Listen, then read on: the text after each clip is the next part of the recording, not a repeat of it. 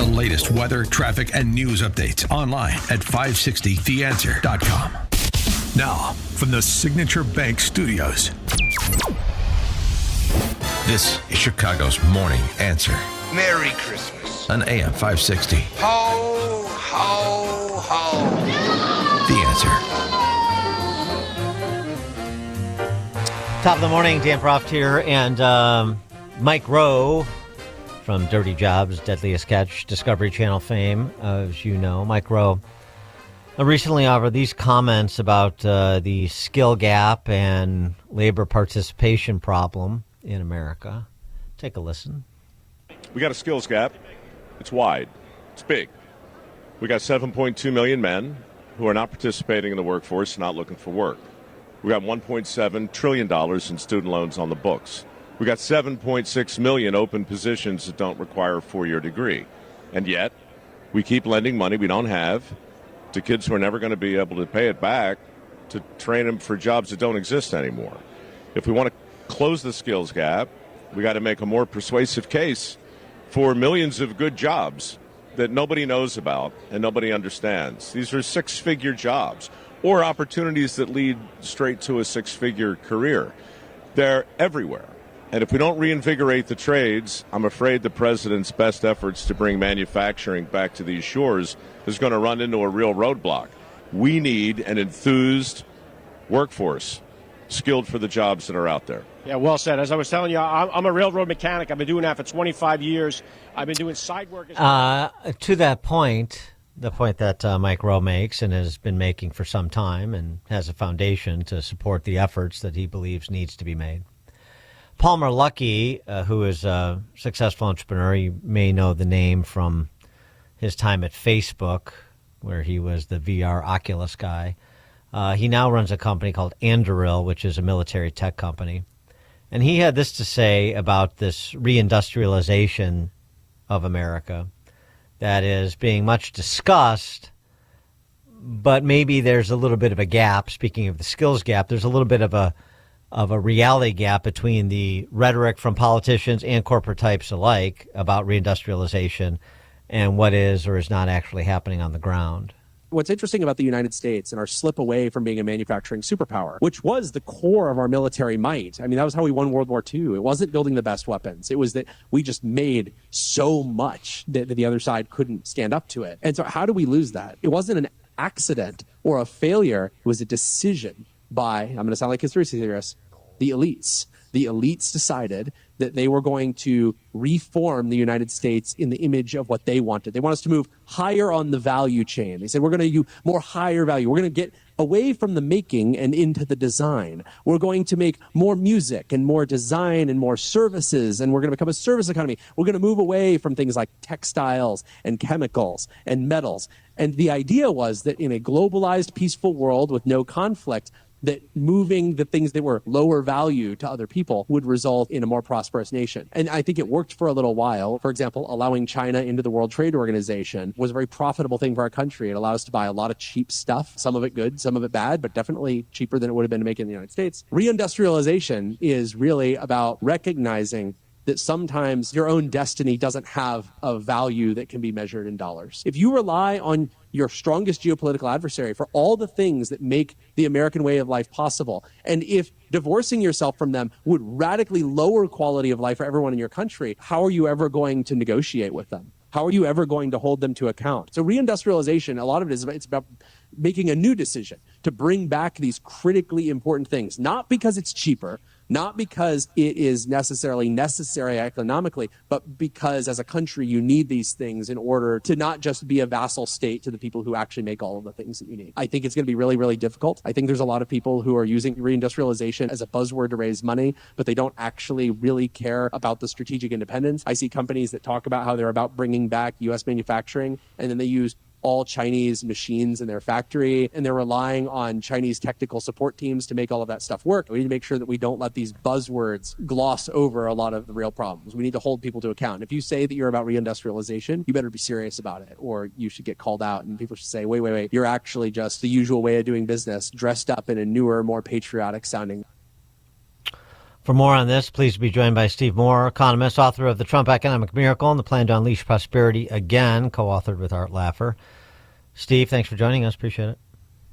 Good. Well, by the way, I don't understand a word that second guy was talking about, but I didn't understand what Mike Rowe was talking about. So, well, you don't understand what Palmer Luckey was talking about?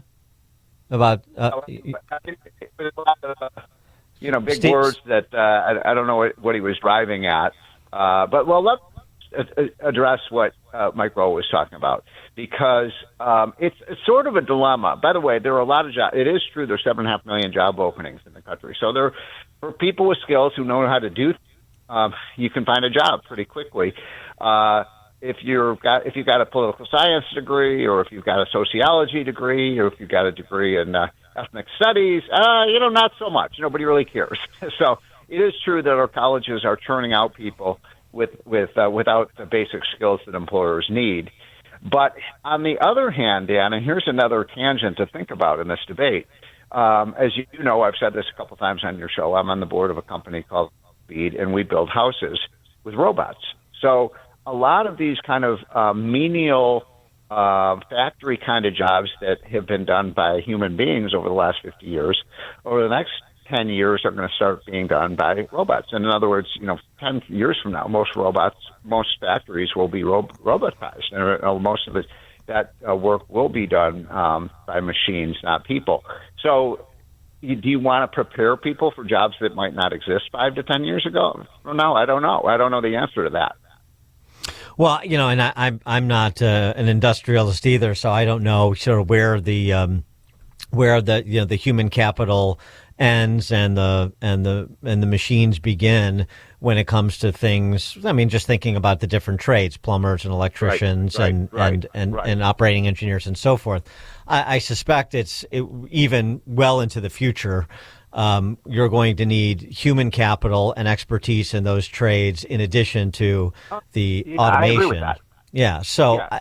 And the other point too, in terms of the immediacy, is exactly what you were just referencing and Mike Rowe did, which is there's 7.2 million able-bodied working age men who are out of the workforce, and that just is untenable. Look, you're right that these jobs aren't going to go away overnight, and we do need smart people who know how to do things. If you're an electrician, or if you're a nurse, or you have some kind of valuable skill. And by the way, that I think we talked about this a few weeks ago on your show. But the Ford CEO says we need 10,000 auto mechanics. 10,000. Yeah, right. And they say we're paying $150,000 to $200,000 for these jobs.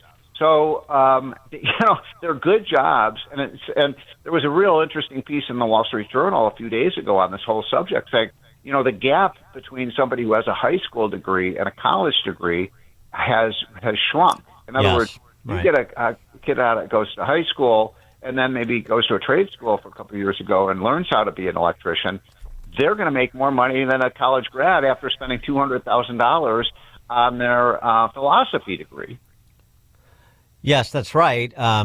But it is interesting to note that and I saw this in your Unleash Prosperity newsletter first, which is, government employment is down by 270,000 this year, which is, I suppose, reducing the headcount in government as a start. Reducing the spend along with that would be nice. That is not happening as much, but unemployment is ticking up apparently, and it speaks to this sort of a problem of getting especially able-bodied men into the workforce who are on the sidelines, because it's, government jobs go down and the unemployment number goes up. That's not a good sign either.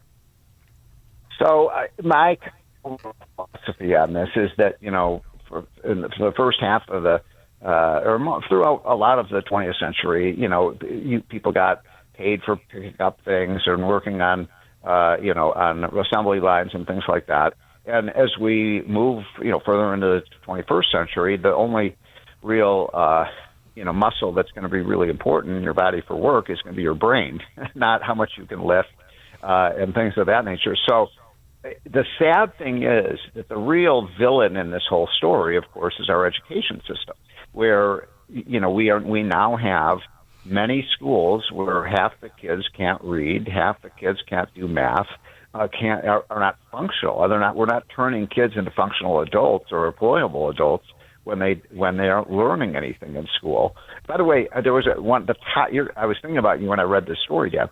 That one of the top performing schools in Washington D.C. public schools. Now I know that's a low bar to be the top public school, but it has reading levels and so on like twice as high as the average. By the way, 38%, only 38% of the kids in the public schools can do math and read at a grade level proficiency. But this school that's sort of near the top of the heap, they're no longer going to ask 6th and 7th and 8th graders to read books because it takes too long to read a book. So no more Huckleberry Finn, no more The Outsiders, no more of the classics like To Kill a Mockingbird. You're just going to read the Cliff Notes version of the book. I'm not making this up. No, I am. Yeah, not surprising. I mean, even if you did assign them to read it, as you were pointing out, a small percentage could actually read it and comprehend what they're reading. Which right. What's very sad. What's Richard Vedder's comment about productivity and education? The only sector that has less productivity gain over the last half century is prostitution. Something right. like that. That was Richard Vedder. Yeah, a famous yeah. economist. Yeah. And, he wasn't. And by the way, I got some, hate mail from that saying, wait a minute, there's been some improvement in prostitution. Yeah, well, I'll take your word for that. Okay, very good. I got a text from a friend of mine who's in the automotive industry about this conversation. He said there are definitely manual jobs that will be replaced by automation, generally the programmable, repetitive tasks, not the quote-unquote fieldwork jobs that combine manual dexterity with creative problem-solving and thought. So, I mean, that there are these opportunities, and what you're saying and what the other part of what Ro was saying is that skills gap is the problem. There are these opportunities, but you've got young men that don't have those capacities because they were mal-educated and then steered into additional mal-education in the university system. Exactly. And look, the greatest crisis in this country, in my opinion, and things are going very well, by the way, the greatest crisis, even more so than the healthcare crisis, the debt crisis, is the education crisis. And, you're there, most of your listeners, too, are in the Chicago area. I mean, why do you tolerate schools that fail? We can't. It's child abuse, what's going on in a lot of these schools where they're not teaching kids the very basics that you need to be, as I said, a functional and employable adult. And year after year, we do nothing. We just pay the teachers' unions more. The before we let you go, the Obamacare subsidy issue. You've seen plans introduced by both House and Senate Republicans that definitely are structural reforms to Obamacare. Yeah. But what's going to happen between now and 12/31? Oh, geez. I mean, we've actually come forward with the plan of unleashed prosperity that a lot of the Republicans have embraced, which is put the patient back in the equation. Let's pay for health care the way we pay for groceries. When's the last time, when you went to the doctor or went to the hospital or clinic, you asked how much something was going to cost? And so the costs are completely out of control in healthcare. By the way, if you were to go sort of a doctor in a clinic, if you say, I just want to pay cash for this, you're going to pay 30% less. There's so much bureaucracy in the healthcare system, and it is not working, and it's bankrupt. So people should have a catastrophic insurance plan in case something really terrible happens, like you break your leg, or you get cancer, or you get some chronic disease. But for the routine expenses, you would just pay for those the way we pay for everything else. You could probably cut healthcare costs in half by doing that. We have the most dysfunctional, crazy system for paying for healthcare ever. The only people who are making money on it are the big health insurance companies that are an unnecessary middleman. So can Mike Johnson get something through the House that the Senate can live with and get done? Because this would be a big failure for congressional Republicans if they can. Why do we have control of the House and Senate if you can't come together on some substantial structural reform, even if it's only half of the loaf that you want, and rather than extending these subsidies? Well, because Republicans don't like to talk about health care. They're afraid of the issue. They've got a good plan, but, and there are ads running all around the country on the TV stations. Republicans are going to kill people if they don't expand the Obamacare subsidies, which, by the way, are available to people who make as much as $500,000 a year. Thank goodness, we're. Well, I know, but makes no sense. So you're going to confirm the left's position by voting to extend the subsidies? What kind of sense does that response make? Well, great point. I mean, it's an outrage, and that's why they call Republicans the stupid party. Stephen Moore, economist, author of The Trump Economic Miracle and the Plan to Unleash Prosperity. Again, Steve, thanks as always.